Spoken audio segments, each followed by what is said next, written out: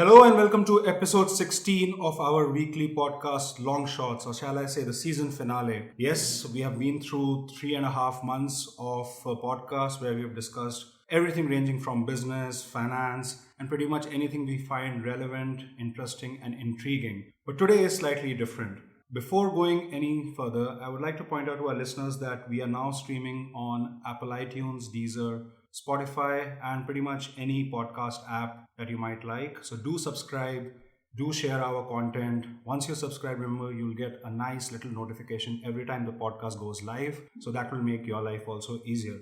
So this is Nikhil Arora. I have with me Sharad. Sharad, how's it going? It's going very well. It's good to be here. I can't believe it's been 3.5-4 months now, episode number 16, and I've thoroughly enjoyed every one of those. And I'm really looking forward to today's episode, especially because we have something special going on. Yes, man. I think the listeners will also look forward to listening to more than two of us. Yeah. So now we have a very special guest with us. We have Dr. Arun Chopra.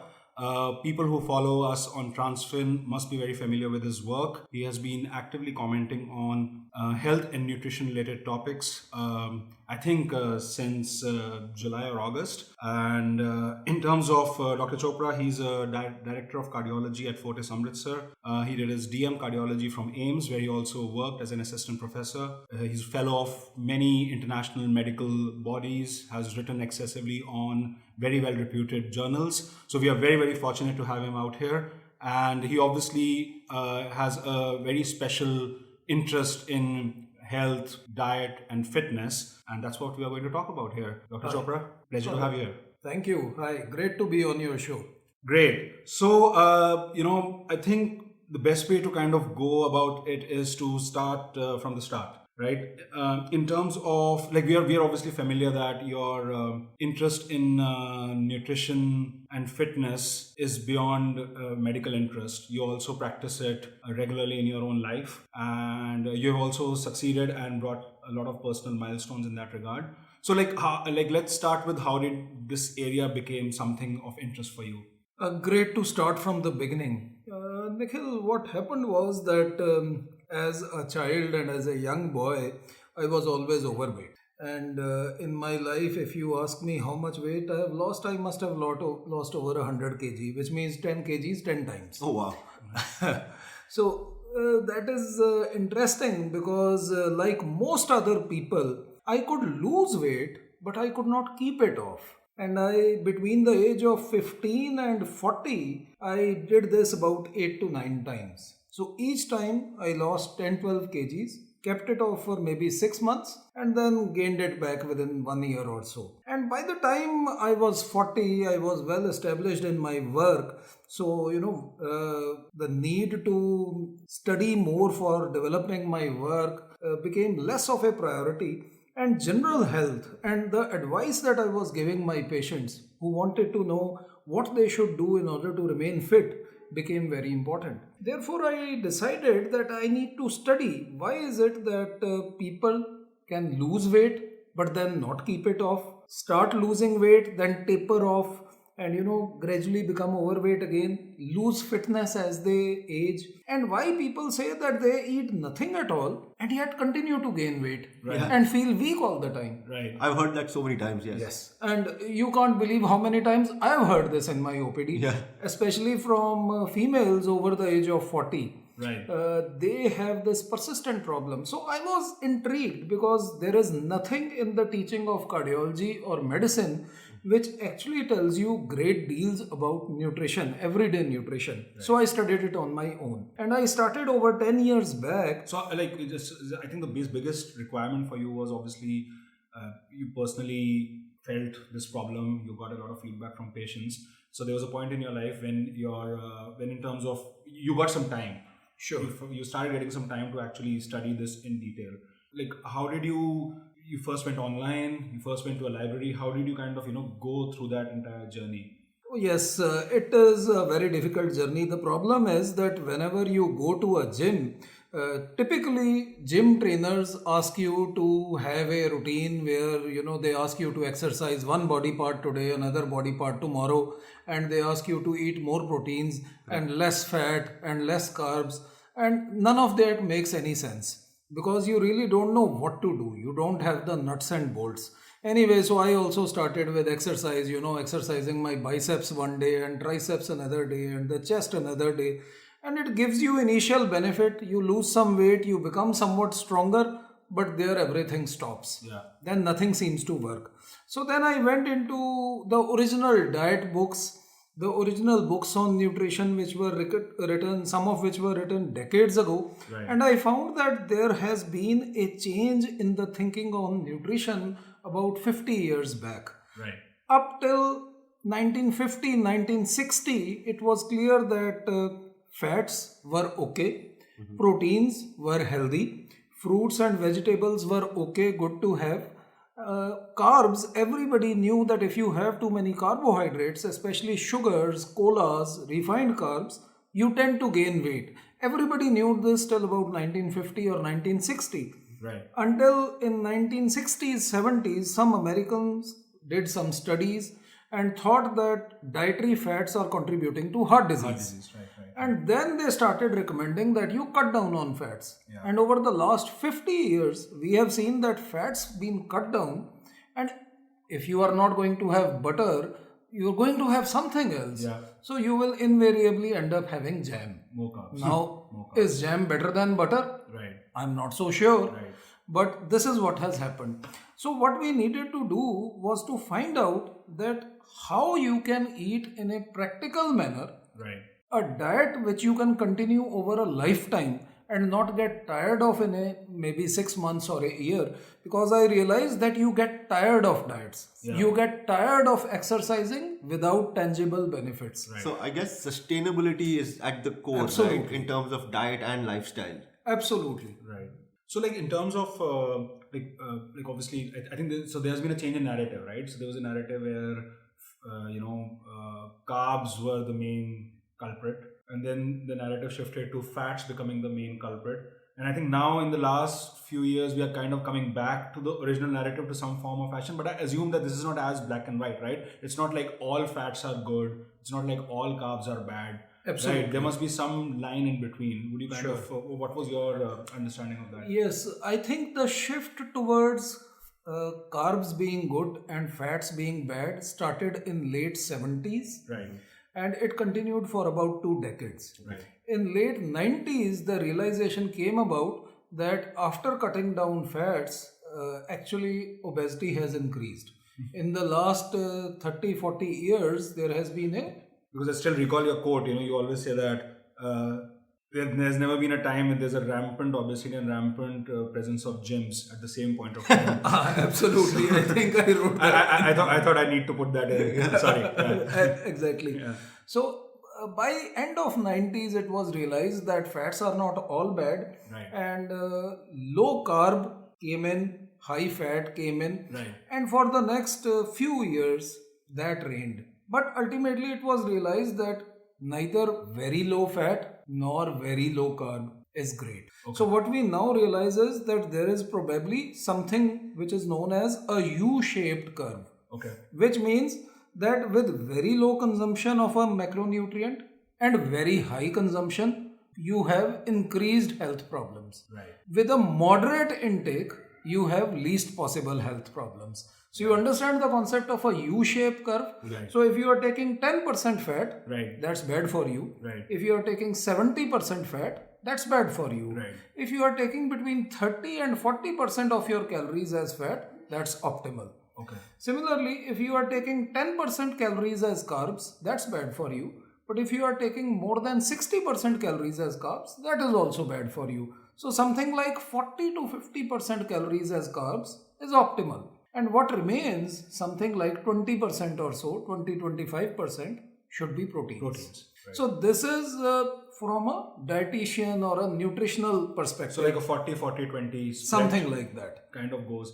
But like people, I think it's very like, it obviously sounds like a very structured framework, but when one is practicing it, one is not really measuring Absolutely. the percentage. So like in terms of thumb rules, if I ask you, okay, if you are looking at fats, what do you think should be off limits or should be minimal? What do you think is acceptable? Similarly for carbs, how would you kind of split that from a day-to-day consumption perspective. To engineer, let's call it a balanced diet. Yeah, absolutely. I think that is the big question. The problem is that guidelines, when they change, people take one line in the guideline out of context. Right. For instance, you must have read many WhatsApp forwards that cholesterol and fat are now removed from the naughty list and you can have anything. Whereas this is factually true that cholesterol and carbs were removed from, there were no upper limits on them. Right. These upper limits were removed some 2-3 years back Right. by all leading healthcare societies. That doesn't mean that you go and have fried foods or samosas or sweets or whatnot which you have. Right. The puris which are so commonly found in Right. north of India. Right. So what it means is that you are free to consume reasonable amounts of healthy fats. Right. So what are healthy fats? Yes. Healthy fats are fats in milk and dairy products. Right. They are by and large healthy, especially curd, cheese, they are very healthy. Then you have nuts and seeds. They are extremely healthy. You can have them in good amounts. A handful of nuts every day, whether it's almonds, whether it's walnuts, whether it's cashews, pistachios, or even the humble peanut. Right. They are all good. They're all good. In fact, peanuts you can take somewhat more than one handful. Right. So these are the sort of things which are healthy. They work well for snacking. They work very well for snacking. Right. So instead of having your cookie or your cake, it's better to have a handful of almonds or a Right. couple of walnuts Right. or a handful of peanuts. Right. That makes a much more filling snack. Right. They will give you healthy fats Right. and they will keep you full much longer. Right. Because one of the concepts I have tried to explain in my article is, why do we crave carbs? Right. We crave carbs because carbs typically get digested within 2 hours. You would have seen this if you go to a mall or if you go to a cinema hall. Right. If you have popcorn and cola in the beginning of the film, you will invariably end up having something again in the interval. Because 1.5 hours or 2 hours down the line, you have digested those 200-300 calories. So it has been absorbed so quickly that you Yes. need the kick again. You now have a trough of blood sugar levels, Right. and you need a kick again to feel good again. But then what would you say are carbs which are okay? Exactly. So like I told you, Because I imagine the when you're talking of popcorn and like Coke or everything, they are not those the are best of basically refined carbs, right? Absolutely. So what would you prefer instead? Because carbs are essential, right? You don't say Absolutely. that carbs are not No, essential. not at all. Right. Exactly. As I told you, there is a U-shaped curve. Correct. So if we look at things like colas, Right. sweetened beverages, Right. they are empty calories. Right. Caramel popcorn, though very good to taste, are Right. practically empty When you calories. say empty calories, what do you mean? I mean, they are calories without nutritive value. Right. For instance, you can have water, which is good for thirst, Yeah. but doesn't give you calories. On the other hand, when you have a Coke, you get calories, but no nourishment. When you have milk, you get calories, but you also get some nourishment. You get vitamin D, you get fat-soluble vitamins, you get some lactose, all of which are reasonably good things. So this is the difference. When you have eggs, you have calories, but you have nutritive value. Right. When you have chicken, you have nutritive value. Similarly, when you have legumes, when you have fruits, when you have vegetables, you have nutritive value. Right. Plus lot of complex carbs, fiber, which is very good for your system. So carbs that are good are fruits, vegetables, salads. They are Complex all carbs. excellent. So the complex carbs. Yes, Right. they are all excellent. Right. By vegetables, I mean vegetables other than potato. Right. Potato practically behaves like sugar. Right. Other than that, most fruits and vegetables are good and healthy to have, and green leafy vegetables Right. and salads are actually the healthiest. Right. So if we restrict carbs too strongly, we'll miss out on the vitamins, nutrients, fiber, which are essential components of these things. But like if you follow a 40-40-20 diet, is that a weight loss diet or is that a sustainable balanced diet? I won't say exactly 40-40-20. I will call it fats 30-40, Right. carbs 40-50, Right. and remaining being proteins, which Right. can be 15-25. This, I think, is a healthy, sustainable diet for all normal adults. Right. These are adults who are not into health and fitness industry. They are normal, you and me kind of adults who are doing their normal work and who need a healthy, nutritious diet and who have maybe half an hour a day to exercise. This is a diet for those people to stay fit, stay healthy, have adequate strength to carry out all their normal activities, not get fatigued, have good sleep. All those things.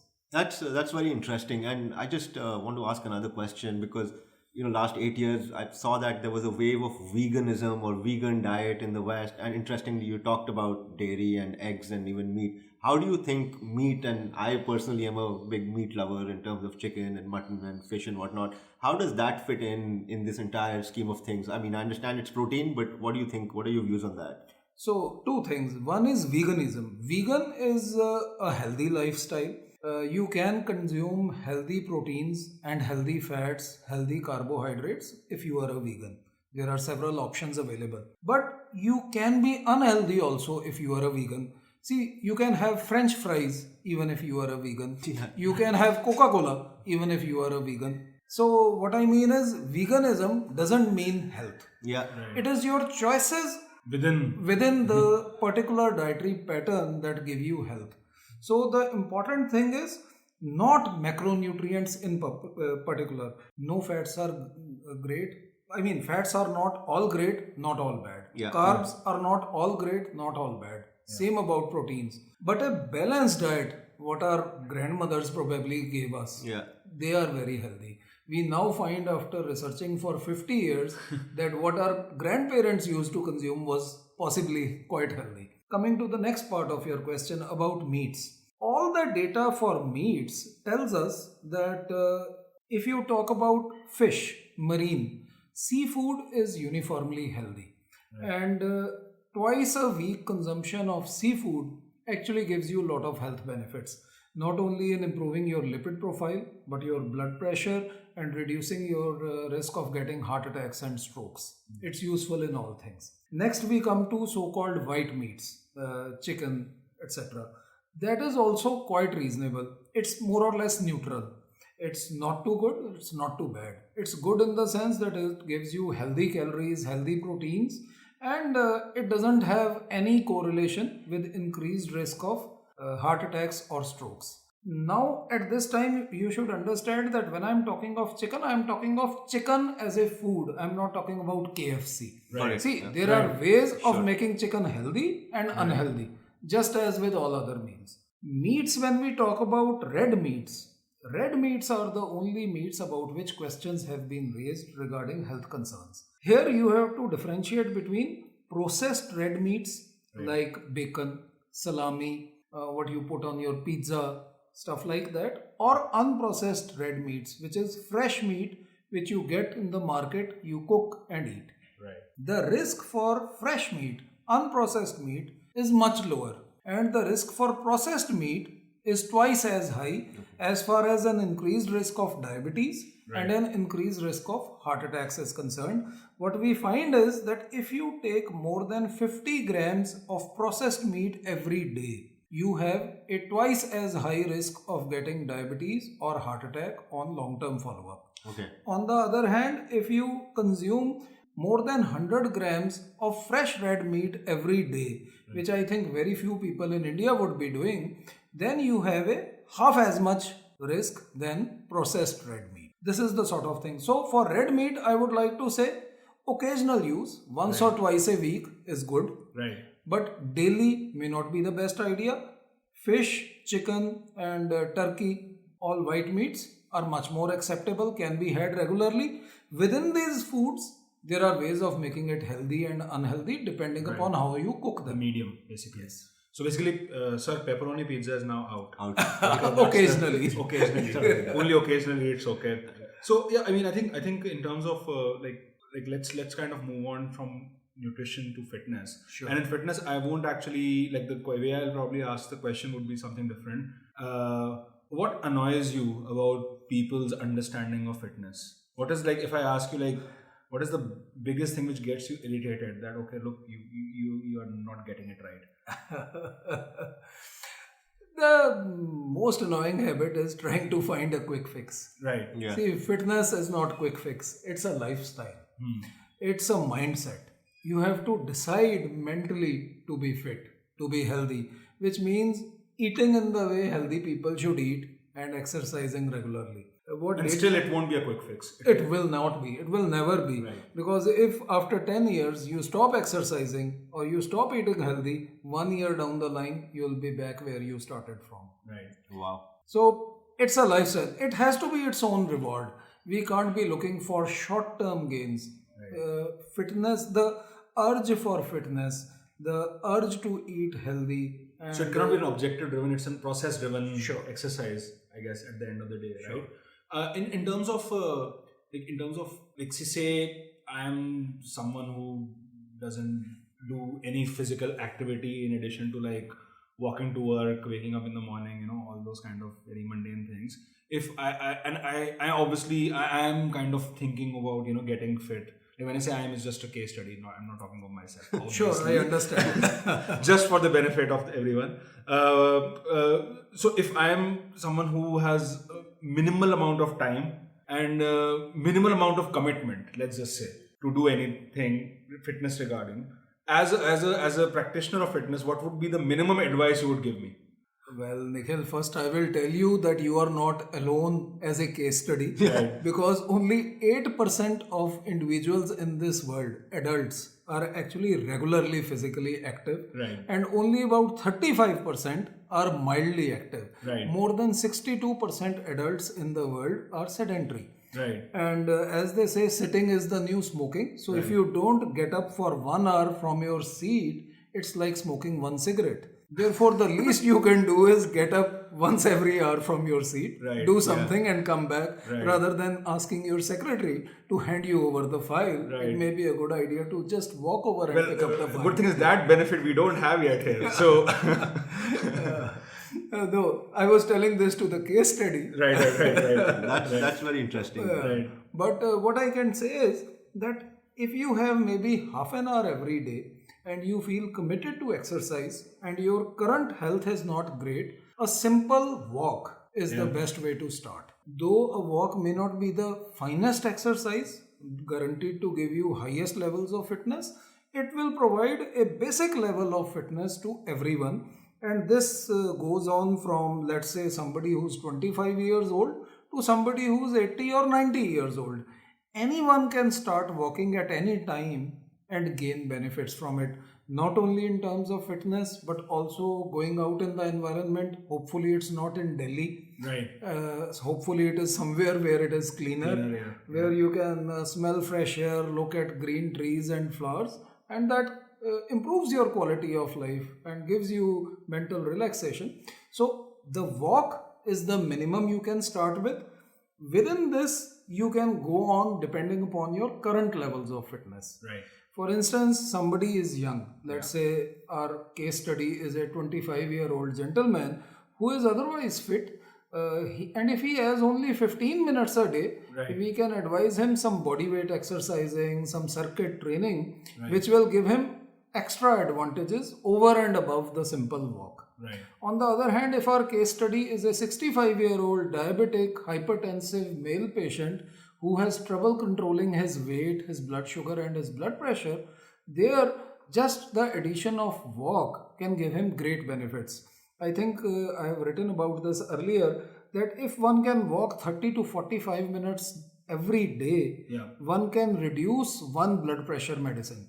Right. That means if 30% of the population is on one antihypertensive drug, they can lose that antihypertensive drug just by walking every day. Right. Similarly, it can act as much as one drug for the control of diabetes, because you can reduce your blood sugar by about 30 to 40 points just by walking for half an hour or 45 minutes every day.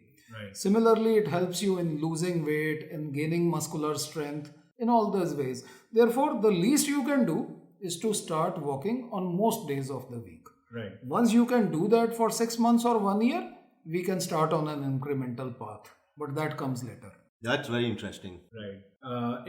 In terms of like obviously like I know that you have commented a lot on different types of exercise regimes, right? Obviously, when you're talking of like walking or running or cycling, that's more cardio oriented, aerobic style of exercise. Sure. But what I found very interesting was also the entire narrative on anaerobic style, which kind of has a much more long-term sustainable effect. And the best thing is it doesn't take a lot of time, right? But I mean, I get a bit kind of, I'm a bit apprehensive of those regimes because I sometimes feel whether I have the knowledge or the skill set to crack it on my own. And I think the risk of injury is there. So if suppose I am a complete, amateur and I want to kind of get into weight training, into resistance training, and I have no idea, let's say I cannot even afford to go to a gym. The only resource I have is probably have like a laptop with an internet connection where I can get some information. How do I approach this? Because the idea of exercising for a very short period of time every week being effective is very tempting. But on the way, you obviously want to minimize the risk of injury to yourself. Absolutely. So that's a very interesting and important question that you ask. So what I would suggest is that it depends upon your current level of fitness. Right. As I said, a young man or a woman who's reasonably fit can start start just walking to start with, then pick some body weight exercises. Right. There are lots of body weight exercises which you can do. I'll name a few of them. The push-up, the pull-up, the squat, the bridge. But how do I figure out the technique? Yes, for that you will have to go to the internet. Right. You can get all this information on Google or on YouTube, how to practice these exercises, though this is not ideal. The ideal way would be to learn these from a coach. Right. But if you can't do that, the simpler exercises like the push-up, you can do even with reading from the net. The reason why I'm saying it's difficult to do it because let's look at an average gym. I think, Sharad, you were checking out a gym close by, right? Like Fitness First. How much does it charge per month? I can't remember, 5,000-6,000 rupees, I think. No, it charges 5,000 to 6,000 a month, right? Let's say. Now, we all have busy lives, right? Effectively, the problem with the gym is unless you use it, it's almost equal to like burning money, right? Absolutely. So I think a lot of people cannot pass that psychological threshold of committing to a gym and paying for it at the same time. That's the reason why I think that's a real problem amongst, especially I would say working late 20, 30 something lot who still have long hours to put in their work, who are obviously not making a lot of money, that they have a lot of disposable income. Yeah, right? And a lot of gyms use this mindset to ask for 6 months locked in payment because they know if they do it monthly, then someone will fall off. And so there is it's a real issue. No, but I think they are wiser than that. You would have seen that typically if you take a 1 month subscription, 1 month is lots. 3 months is lesser. But 1 year is much lesser because they know that almost nobody is going to last a year. Yeah, right. 80% of people are going to drop off within 3 months. And that's why they do this. The only sense I can see in going to a gym is if you can get a good trainer there who can teach you some of these basic exercises. See, if you can't afford a gym, what are the choices we have? Choices are body weight exercises. Using you say body weight because body weight there's a less risk of injury? Yes, absolutely. There is a less risk of injury and you don't need any permanent fixture in your house to do those exercises. And because I guess by body weight, I mean, you probably have an impulse to avoid injury, right? Because it's pretty much in your control. There's no external force, right? See, the simple thing is, let's say you are trying push-ups. Right. Supposing you can do 10. Yeah. Then if you can do 10, you can't do 12. Yeah. If you try 11th or 12th, you will just fall on your arms. Right. You'll fall on your chest. And you will not injure yourself much in doing that. Right. On the other hand, let's say you are doing bench press with free weights. And your current capacity is, let's say, 50 kg. Right. But no one stops you from showing off one day, putting on 60 kg or 70 kg on the bar, correct, trying to lift it somehow with difficulty and then having the whole weight fall on your chest and cause a lot of injury. Right. On the other hand, if we are trying a pull-up, we can either do a pull-up or we can't do a pull-up. So the tendency to injure yourself will be much lesser. That does not mean that if you can't do a pull-up, you just can't do it. Yeah. There are several options which are of lesser intensity and several options which are of greater intensity than the pull-up. So what I mean is that the pull-up is not one exercise but 10. The push-up is not one exercise but 10. There are several books available on the net which you can read. So you have simple push-ups like table push-up. You have your hands on the table, your feet on the ground, and you are exercising against that. You have wall push-ups if you can't even do table push-ups. On the other hand, you have elite push-ups like one-arm push-up, which hardly anybody can do. So you have a wide range of exercise within body weight from everybody, from the newbie to the elite athlete, and everybody can do some sort of body weight exercise to gain both strength and resilience. However, you will have to make the effort once to learn the exercise properly. For that, you can go on the net, you can read there books. must be a lot of YouTube videos. There are lots of videos. You learn what is reliable. You have to somehow learn. And, somewhat related to our discussion right now, how do we think about diet and workout in parallel? Like, I guess they can they be thought of independently, or do they have to go in conjunction? What are your views around it?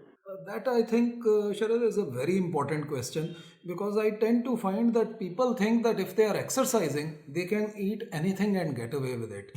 I strongly disagree with this. I would like to tell you one line which you should memorize. You cannot exercise your way out of overeating. Because if we look at health, if we look at optimal physical fitness, or if we look at weight loss, I believe it is 80% diet and 20% exercise. Exercise will help in maintaining weight loss. Exercise will also help in losing more fat and preserving muscle while you are losing weight, but it will never do away with the after effects of an indiscriminate eating habit. So that's very important. There are many case studies on this as well. Like a lot of people who are going in the gym very regularly, and then they show up and they're like, man, I'm still the same, So I guess they forget that basic principle. Sure. Those chola bhaturas have to show up somewhere. Yeah, those chola bhaturas, right, exactly. I think that puri WhatsApp you got was from someone similar. What I find is that people who go to gyms typically in the first 3 months lose weight. Right. But when you meet them 1 year later, 75% are not going to the gym and are heavier. Of the 25% who are going to the gym, they are still heavier, though they are stronger also. Right. Yeah. So by this way, you can actually predict the future. You meet someone who's going to the gym regularly, but you see him eat, and you're like, man, 1 year down the line, you'll be the same. Yeah. Right? So that I think kind of goes well. No, that's actually very insightful in terms of, it's all about balance, right? In terms of diet, in terms of your entire lifestyle. So that's very insightful. And that's why, for completion of this exercise thing, I would also like to add that there are 3 components to exercise. One is aerobic exercise, which we commonly read about: walking, swimming, cycling, running. All those things are aerobic exercise. They give cardiopulmonary or lungs and heart exercise, apart from adding some strength to the rest of the body. The second group of exercises is strength training. When we talk about resistance training, whether it's lifting free weights, whether it's machines, whether it's body weight training, whether it's using the humble kettlebell, these are all resistance training, which basically add to your muscle, give you bone and strength and muscle gains. But the third group of exercise is also very important, and that is flexibility. That is working on stretching, and the Indian system of yoga is especially useful in this because it gives the body some strength but also a lot of flexibility, which is so important to avoid injuries as one ages. Therefore, a complete exercise schedule, if you want to wish for an ideal exercise system, should involve some components of all 3. Right. So, but if you look at our kind of example of that person, who has constraints on time, constraints on equipment or training, probably I would see cardio plus flexibility plus body weight as a reasonably okay mix in terms of exercise plan. Absolutely. I think you can fit in anything if you have half an hour every day. Right. And I'm sure most people can spare half an hour every day. So you can focus on, let's say, riding the cycle or a brisk walk 3 or 4 days a week. Right. Couple of days you can do only stretching or yoga or respiratory pranayam with the respiratory exercises. And another 1 or 2 days you can do simple body weight training. If you learn how to do push-ups, pull-ups, mountain climbers, squats, burpees, you can do circuits of this. One circuit of these 5 or 6 exercises will take about 1 minute. Right. And if you do 6 or 8 circuits, giving yourself 1 minute rest, in 10 to 15 minutes, you will find yourself breathless, exhausted, and you have burnt a lot of calories and got a lot of fitness in return for just spending 15 minutes. Right. But this will be possible when you reach a particular stage in your level of fitness. So you can't start off with this. Right. So what I mean is start off with walking, start off with simple bodyweight exercises, but keep at it, build it up, set goals for yourself. You are not going to be able to do a one-arm push-up in 3 months or even in 1 year. But if you can't do a push-up today, you can hardly do a table push-up today. You can be sure that 6 months down the line, if you are reasonably healthy, you will be able to do a push-up. Right. Now, if you can do one push-up 6 months later, I am sure 1 year later, you can easily do 10 or 12. If you continue within 5 years, you might realistically aim for a one-arm push-up also. Right. So, slow progress is important, but progress. Right. Yes. And another thing with the workout, I often see the narrative of more the better. More weights you lift, better it is, or more you run. If you're walking 5 kilometers, next you want to go. Like, is how important is rest in all this, and how do you tackle that? The point is that at one stage you start reaching a point of diminishing returns. Yes. And it's important to stop before you reach that. For instance, the American Heart Association recommends that you do at least half an hour of exercise, ideally on 5 days a week, which means about 150 minutes of exercise every week. Mm-hmm. Right. The most important benefits of walk will accrue within this limit. However, you can continue to work out for 2 hours every day and still get incremental benefits, but very soon you reach a point of diminishing returns. Yes. Therefore, you have to draw a balance between the time you have, your current level of fitness, and your goals. Not everybody wants to be size 0. Not everybody wants to do a one-arm pull-up. Most people would be happy just to be reasonably fit, just to be able to run upstairs 1 or 2 flights if they are in a hurry, just run and catch a train if they have to, lift a reasonably heavy suitcase, hoist it into the overhead compartment in an aeroplane without having to ask for help. Also, squat down on the floor, clean something, or pick up something which has, just accidentally fell down below the bed. Most people will be happy to do that. Yeah. And if you are doing regular walks, if you are stretching regularly, and if you are doing some amount of body weight exercise daily, believe me, you can do all this even when you are 80. Now what I find is that people stop exercising, and then one fine day at the age of 55 or 60, they find that when they have to hoist a suitcase into an overhead compartment, they pull their shoulder. When they have to lift a heavy bucket of water, they suddenly pull their back. These are the sort of things we don't want happening. Yes. So what would be the age, like, I think like 20s, late 20s is when people are predominantly fit, because I think there's a lot of movement, you are studying or you have just started working. I think post 30s, mid 30s is when that sedentary Habits. And I guess in this thing, as per you, sooner the better you start, right, and build a routine. So I think post 30s, you would say one has to make sure that something or the other is going on in the background. Agreed. Because I guess there must be an age when, because I see that, right, there's a lot of muscle loss at a particular age, right, and after that, I think every day that you stay inactive, it only accentuates. True.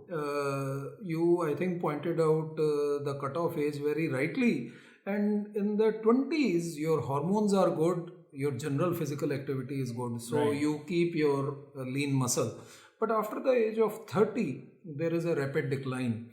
Scientific evidence tells us that we lose about 1% of lean mass, which means bone and muscle, every year after the age of 30, which means by the time you are 60, you've lost some 30-35% of your lean mass. By the time you are 80, it's over 50%. And this is in the absence of exercise. And I've told you that 65% people don't do any exercise, period. So these are the people who are going to have many problems as they grow older.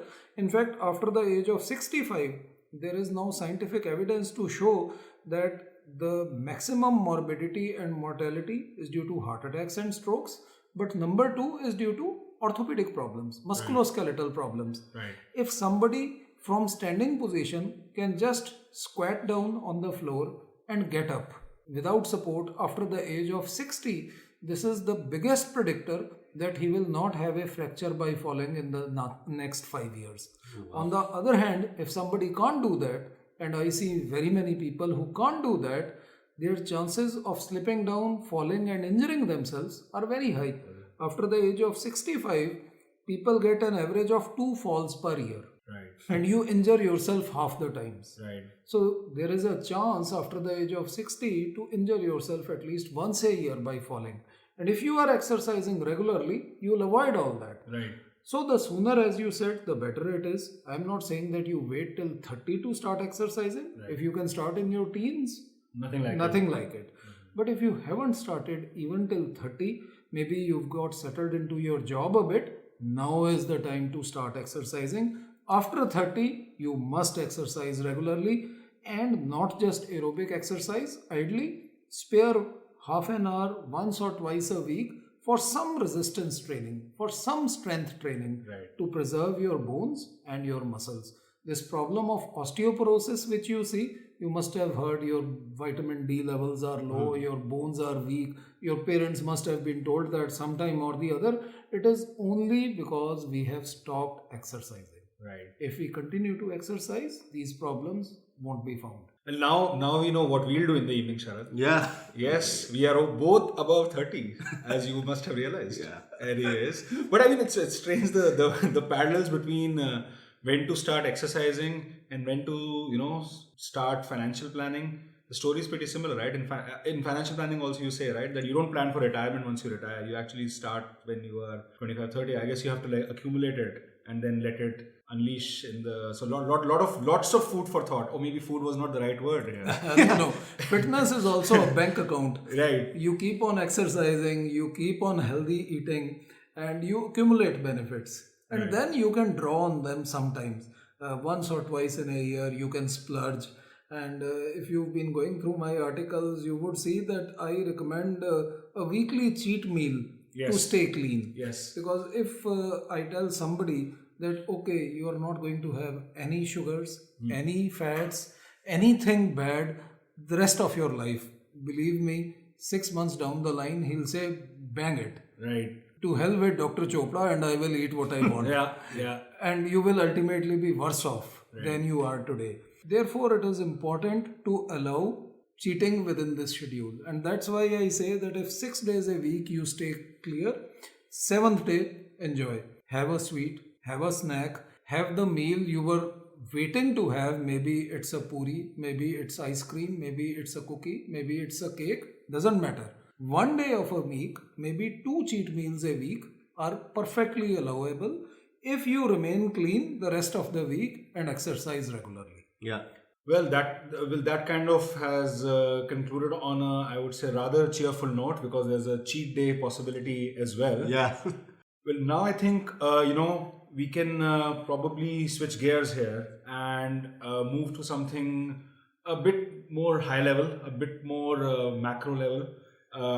Obviously, when you look at Dr. Chopra, like as a medical practitioner, I'm pretty sure you are on top of all the recent turmoil that has hit the healthcare sector in our country. And I obviously have recalled exchanging a lot of notes with you in that regard.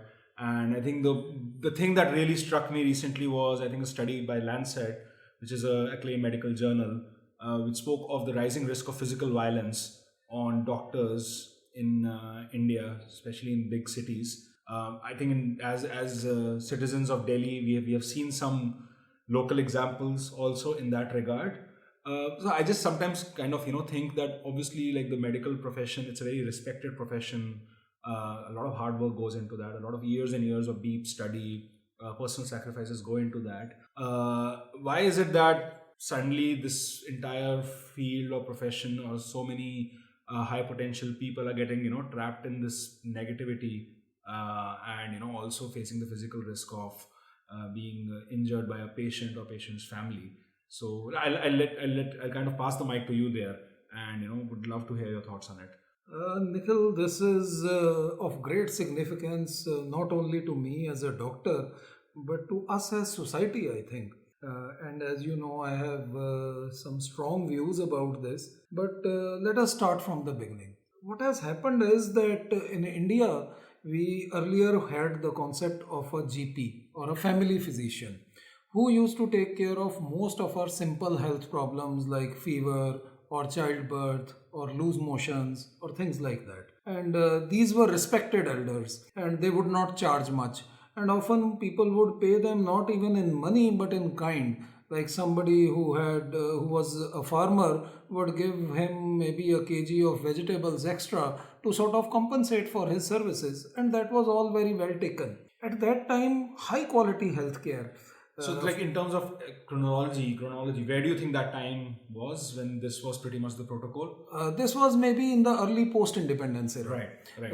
Initially, in the first 10-20 years, there were no high specialty 50s, institutes. 60s. Yes. In 50s, All India Institute of Medical Sciences and the PGI Chandigarh came up, to give you two examples in North India, which are both elite institutions in the government sector. Right. At that time, there was no private sector at all. All private practitioners were the GPs I was talking about. There were very few specialists. At that time, hardly anybody could afford or could have access to high quality healthcare. Right. So if somebody had a heart attack, his only choice was sitting at home, lying in bed for a month, taking painkillers and hoping that the heart attack won't kill him. Hardly anybody, the privileged few, could fly abroad to United States or UK. You heard of a lot of people going to Vilayat, which was UK, for their medical treatment. Right.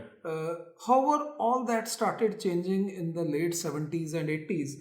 In the early 80s, in some leading institutions of India, two of which I mentioned, AIIMS and PGI Chandigarh, they started performing these high quality procedures like angioplasties. I'm a cardiologist, so I'll talk about angioplasty and bypass.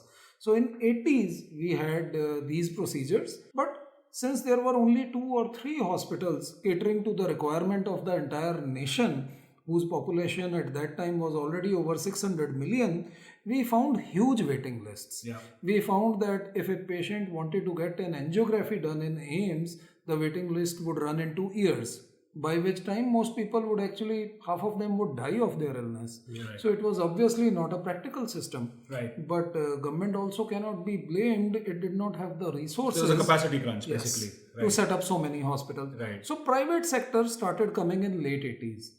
One of the first hospitals were the Apollo hospitals in the southern part of India and the Scots hospital in the northern part of India. These were 2 hospitals which had capacities to perform all high-class cardiac procedures, whether angioplasty or surgical. And initially, there was a lot of respect for these institutions, for the doctors working there. And I think people were happy that they could go and get their treatment done somewhere in India. Even though they also had their resource crunches because the amount of population was staggering and the hospitals were too few, it was still all good. Right. However, in 90s and after 2000s, we've had a mushrooming of private centers doing these procedures.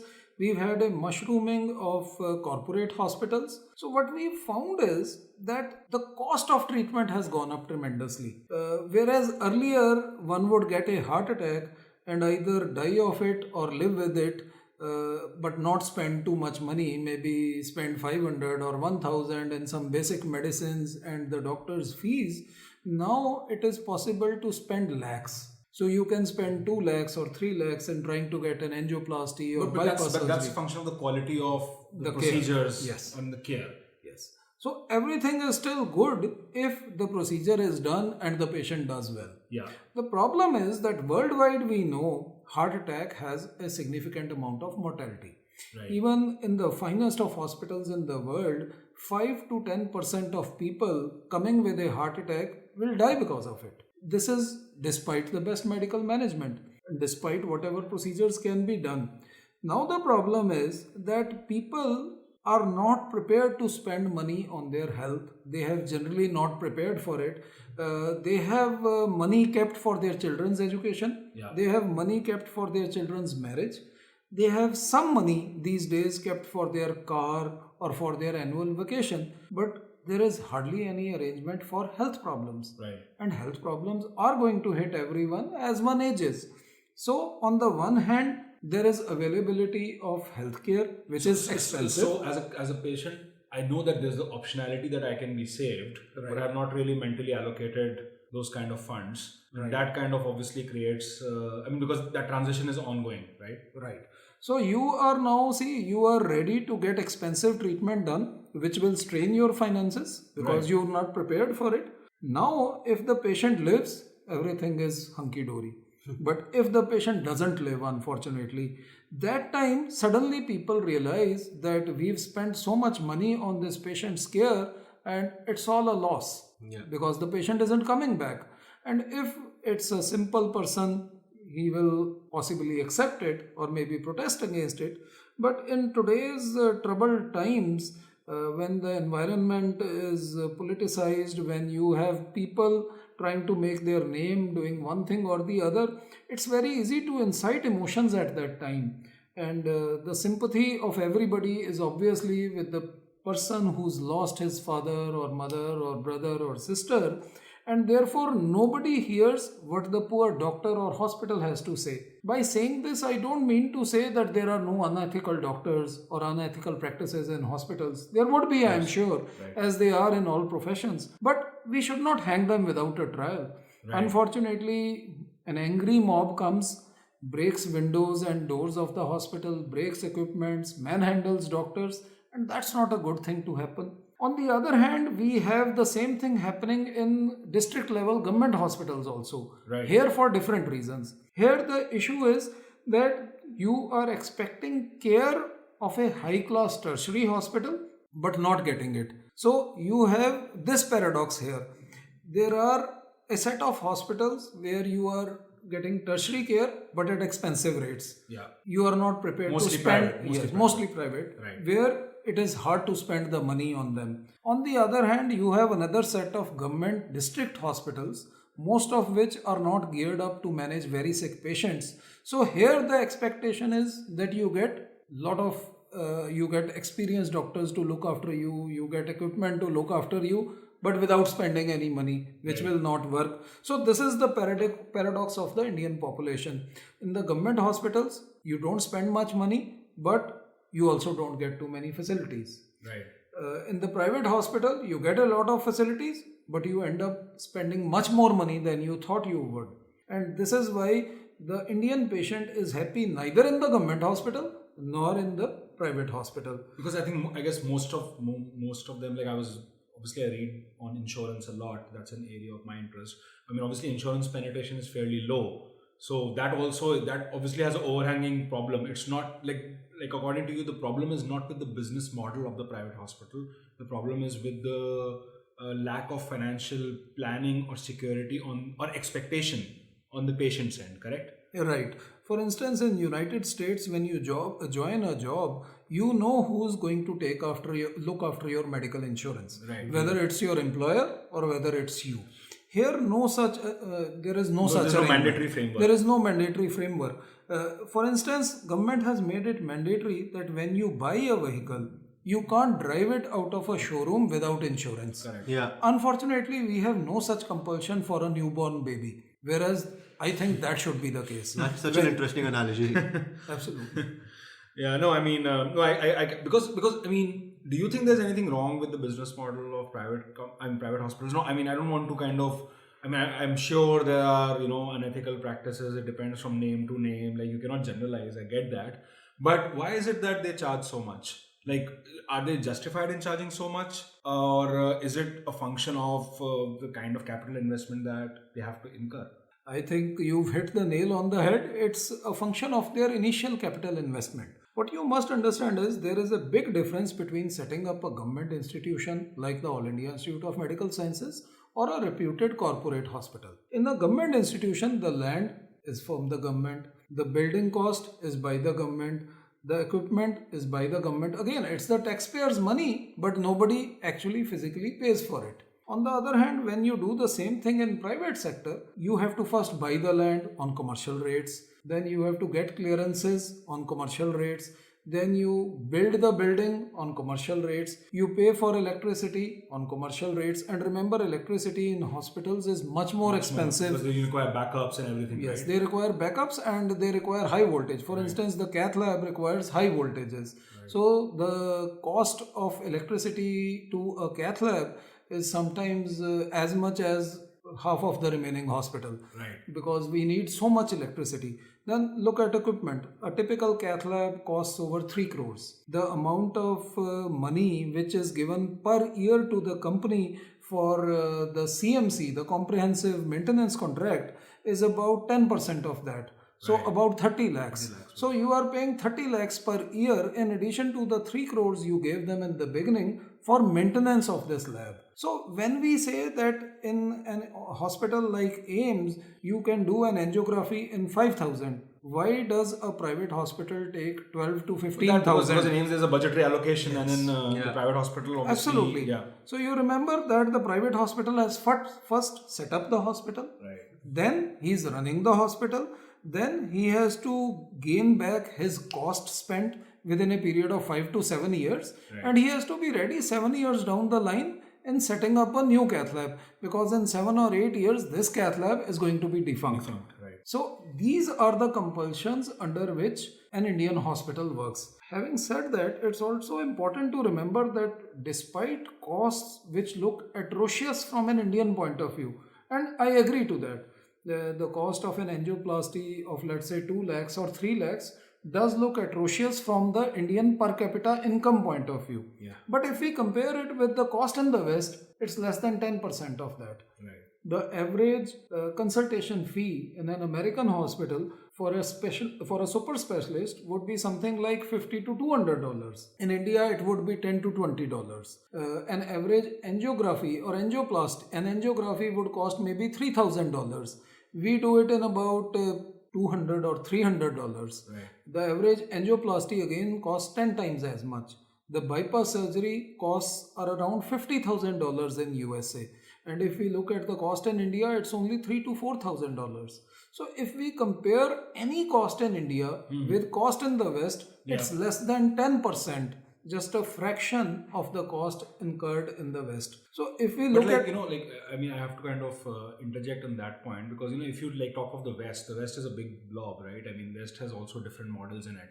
So if I ask you, if you I know podcast is probably not the best medium to talk of solutions for such a big problem.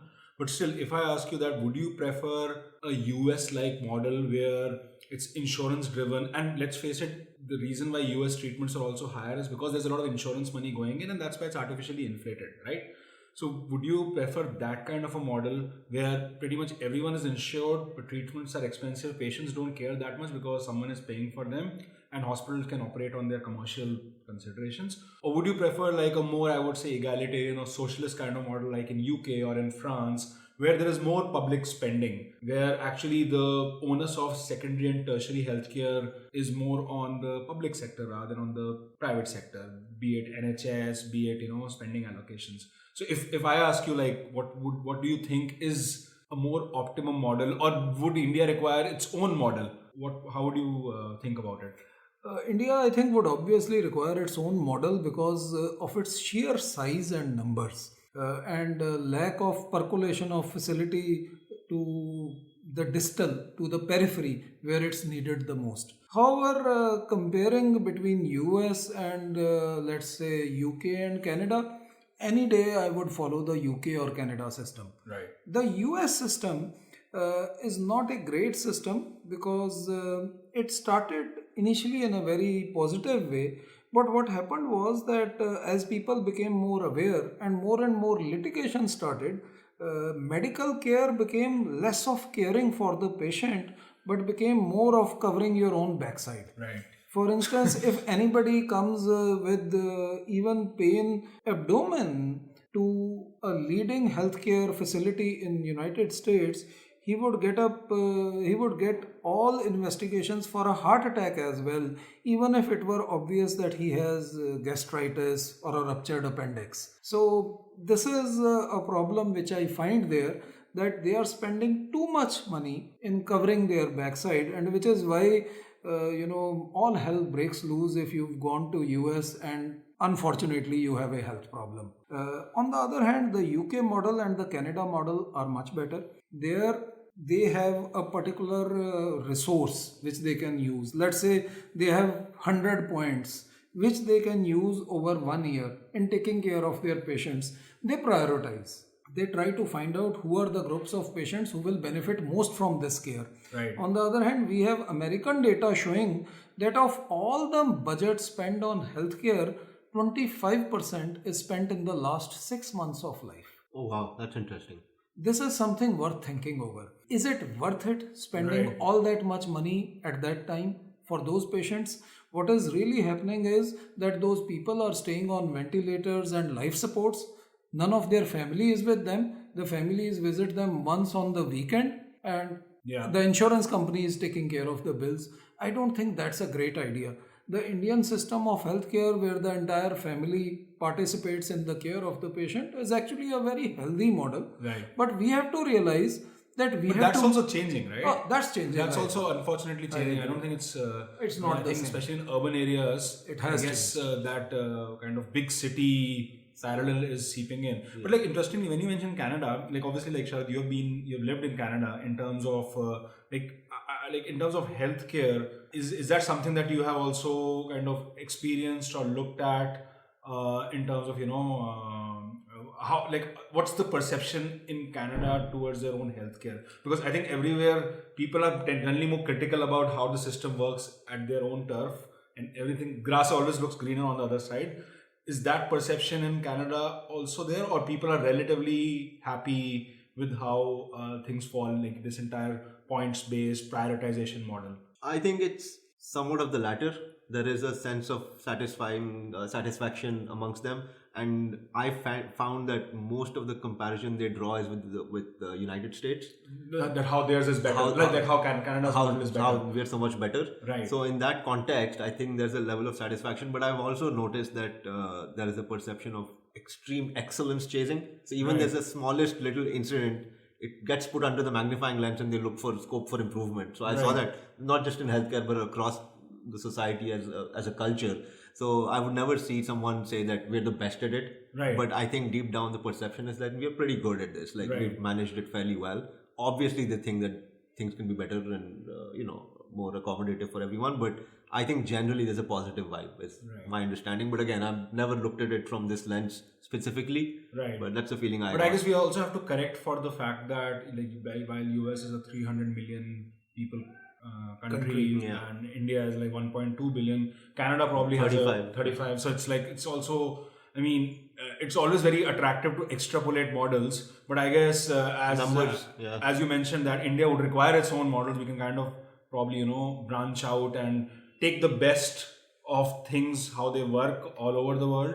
But ultimately it would have to be something much more tailored to the realities Just trying to complete what Sharad was saying, lots of people in US are nowadays acquiring medicines from Canada. Right. Yeah. Because medicines which were developed in US are actually cheaper in Canada and in Europe than they are in US. Right. And there were lots of protests about this in the last 5 years, and Senate is looking to correct this. But the trouble is that so many senators, after they are no more senators, are lobbyists. Right. They are lobbyists for pharmaceutical companies. Yeah. And if you are following US, which I think you are following more than I do, all their healthcare bills are modified to a large extent by the concerns of pharmaceutical industry as well. Yes. Even in India, I feel a lot of ills for which doctors are being blamed today are actually the ills of pharmaceutical industry. Right. See, the doctors don't fix the MRP of a drug. Yeah. That is done by the government in consultation with the appropriate agencies. Right. So it is not right to blame doctors for overpriced medicines. Because I think it's the problem because they are the face of it, so Absolutely. they get blamed, right? That is right. That is what happens. When there is something wrong going on with the, let's say, the billing process in the hospital, Right. something wrong with the billing process with the drugstore, the doctor, being the admitting consultant, is the one who has to face the brunt of the patient's agony. And this is what is creating all this problem.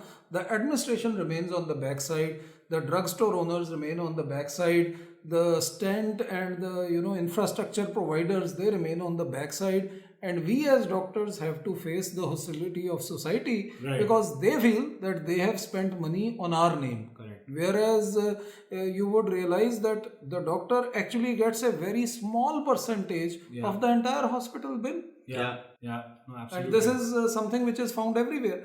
As you were talking of India, I would also like to add this point that we need more spending from a public point of view on this. Yes. It is not really my place to say all this, but I can give my 2 cents worth. The point is that we are spending a very little amount of money on our healthcare system. As you might be knowing, less than 5% of GDP. Absolutely. I think about 2% or less than that. Yeah. So what is happening is that 80% of secondary and tertiary care is being provided by the private sector. Only primary health care is being provided by the government sector. Not even all states can boast that they have 1 or 2 functioning tertiary care hospitals in their state capital or some other city of their state. For instance, Delhi has many. Delhi has AIIMS, Delhi has Safdarjung, it has Maulana Azad, and so many others. But let's talk about other states. Let's talk about Punjab. There is hardly 1 functional cath lab. Let's talk about Chandigarh. There are 2 or 3. Let's talk about J&K. There are 2 functional cath labs. Right. So go to any state, hardly 1 or 2 cath labs for crores of populations. Right. How can they cater to them? No, I absolutely agree with you on that point, and I actually feel that, especially for a country with our level of economic disparity, the state has to play a much bigger role. I mean, because at the end of the day, like, interestingly, I think Sharad, I was talking about this. Like, I recently read this book by Michael Lewis called The Fifth Risk. Now, that book basically documents how much of an important player the US government plays in day-to-day American life, which Americans are not even aware of. Like, if you look at weather data, if you look at healthcare, not healthcare, if you look at their, Department of Commerce, how they're actually, monitoring a lot of publicly relevant information, right? If you look at the Forest Department, which is, involved in conservation of the environment, US, which has like a very big forested area. But the gist of it was that for government, public good is the main objective, right? So, and especially in a country like India, where, we have done the math that at the end of the day, the Indian middle class is not 400 million people, it's 70 million people. Yeah. We actually had a couple of discussions on that how much is actually the Indian middle class. And if you look at a lot of analysis, at the end of the day, it's not 300 or 400 million people, it's just 70 or 80 million people who actually have the right amount of income group to be able to afford all these kind of services. Vast population of our country, almost 400 to 500 million people, are, at a very low income level. So obviously, no wonder the state has to take a bigger interest in this problem, and they have to spend more, they have to set up more centers. A lot more. Like, I keep on wondering that why are they building so many IITs? They should build more All India institutes, right? That kind of parallel goes in that as well. There are 5 more new AIIMS-like institutions which have come up in the rest of the country, and that's a good thing. Right. And I think more of these are needed. Probably our aim at the outset should not be setting up 100 tertiary care hospitals. Correct. That is not practical. Yeah. That will be too much for the government. On the other hand, we can provide secondary care better and reduce a lot of the financial burden on the patients. Yes. Because lots of people don't need an angioplasty or a bypass directly. They need care for fever. They need care for pneumonia. They need an appendix removed, they need a gallbladder removed. So we can have good secondary care hospitals in the public sector, which will be much cheaper, and you can keep 1 or 2 good tertiary care hospitals in every state. Right. And after that, of course, the spillover will still go to the private sector, but instead of 80% going there for all their needs, it will be maybe 20 or 25% people going there for their special needs. Correct. On the other hand, the large majority of people needing admission would be taken care of by the public sector, and that will probably make patients happier, deliver more effective therapy. Patients will be more happy with the government as well. The doctor-patient relationship will get restored. Right. At the same time, when patients go to an expensive corporate hospital, they will go with this understanding that okay, we've had reasonable treatment for a long time, but now we need something special. And if it can be provided in a government hospital, well and good. If not, we can go and get it done in a corporate hospital. Once the patient has this type of understanding, I think the relationship between the healthcare industry and society should improve. I think that was a great summary and closing argument on that point. Definitely, it's a lot to think about. It's a lot to wonder about, and I think even the general wider public should consider all these extraneous factors before painting any particular sector or profession in a negative light. Dr. Chopra, it's been a pleasure. Thank you so much for spending your time with us here. Yeah, it's been one of the most insightful conversations that I've been part of for a really long time, and I'm just glad that we have the possibility of sharing with our listeners. Really appreciate your time and thoroughly enjoyed it. Thank you. And so with that out of the way, just a friendly reminder to all our listeners, do feel free to rate and comment our podcast. We all, like Sharad loves constructive feedback. I know that. I am obviously a bit less tolerant to it, but please go for it and do comment and subscribe to our channel. And with that, we end our season 1. We'll be coming back with season 2. Beginning of January, I guess. Yeah, new and improved, new year. Go back to the whiteboard or the chalkboard and rethink things over. And yeah, so this is Nikhil. And this is Sharad. Signing off.